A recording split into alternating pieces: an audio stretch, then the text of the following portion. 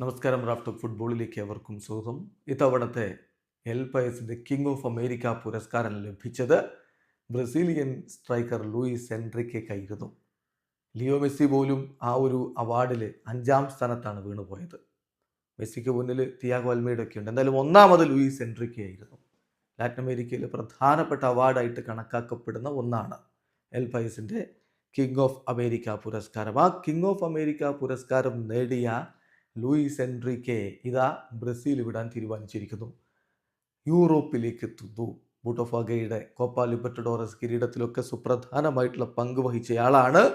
അദ്ദേഹമാണ് ഇപ്പോൾ ക്ലബ്ബ് വിടാൻ വേണ്ടി തീരുമാനിച്ചിരിക്കുന്നത്.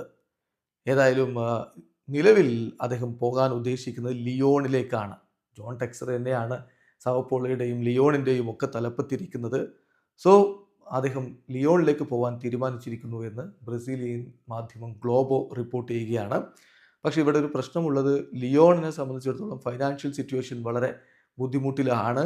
അത് ശരിയായില്ലെങ്കിൽ അവർക്ക് മറ്റ് താരങ്ങളെ സൈൻ ചെയ്യാൻ ബുദ്ധിമുട്ടായിരിക്കും. അപ്പോൾ അതുകൊണ്ട് തന്നെ അത്തരമൊരു ഘട്ടത്തിൽ ഇനി മറ്റ് ക്ലബ്ബുകളിൽ നിന്ന് വലിയ ഓഫറുകൾ വരികയാണെങ്കിൽ, യൂറോപ്പിലെ മറ്റ് ക്ലബ്ബുകളിൽ നിന്ന് വലിയ ഓഫറുകൾ വരികയാണെങ്കിൽ താരത്തെ കൈവിടാൻ, അവർക്ക് കൈമാറാനും ലിയോൺ ഒരുക്കമാണ് എന്നുകൂടി ഇപ്പോൾ ഗ്ലോബോ റിപ്പോർട്ട് ചെയ്യുന്നു. എന്തായാലും ഒരു കാര്യം ഉറപ്പായിരിക്കുകയാണ്, താരം ബ്രസീലിയൻ ക്ലബ്ബ് വിടുന്നു, സാവോപോളോ വിടുന്നു.